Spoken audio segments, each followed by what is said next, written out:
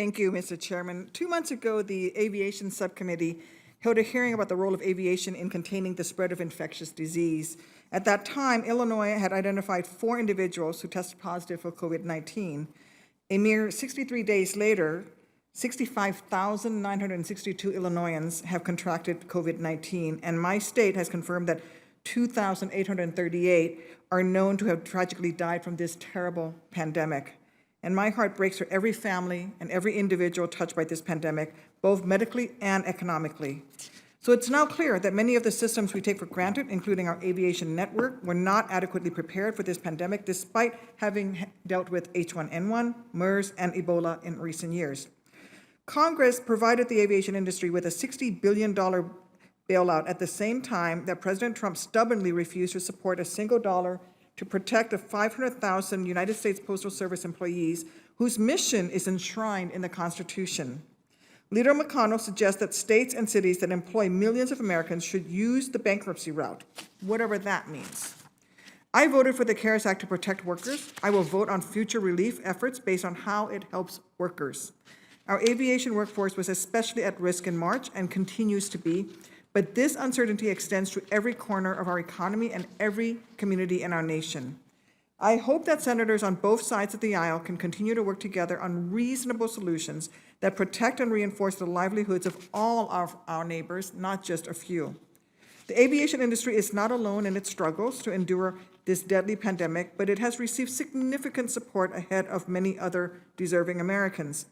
With that said, I want to associate myself with the comments of Senator Cantwell and others who highlighted a potential mismatch between Senate Democrats' intent to protect workers through the CARES Act and how that dynamic is playing out in agreements between airlines and the Treasury Department. Mr. Khalil, this is a complicated topic, but I want your commitment that you will continue to work with me and other senators to make sure all the facts are available and that the issue is resolved. Thank you.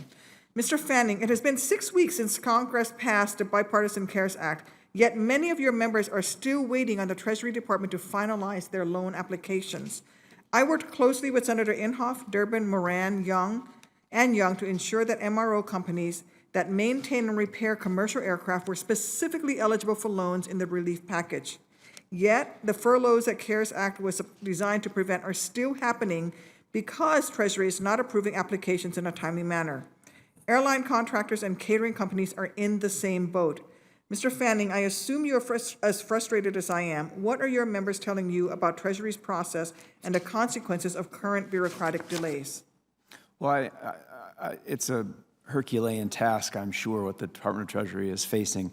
But in some instances, the rules took longer than in other instances to be established and to get out to businesses for them to decide whether they were eligible for this. This is an area where it's been a little bit slower than other areas, and I'm glad you're highlighting it. It's an enormous workforce that often gets forgotten in the aviation industry. And Congress moved very quickly, for which we're very appreciative. But of course, when we move at that speed, we see where there are gaps and some things that were missed that we're addressing in this next wave.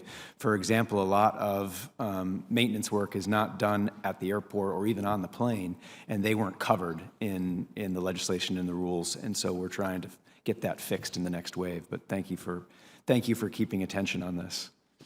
Thank you.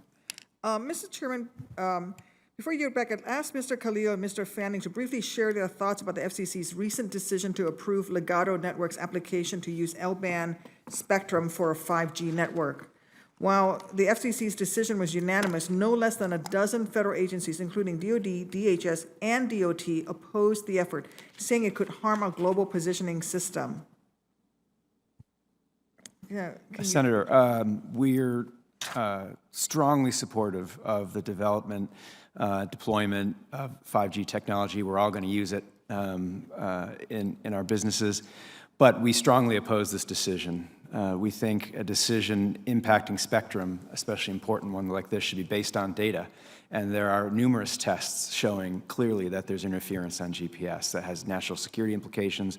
It has implications for air transportation. It has implications for everyone's life every single day. And we know, we've proven that there's interference there. And so we would like to have this decision changed and have a discussion about how to find room on the spectrum for 5G, again, that we'll all be relying on.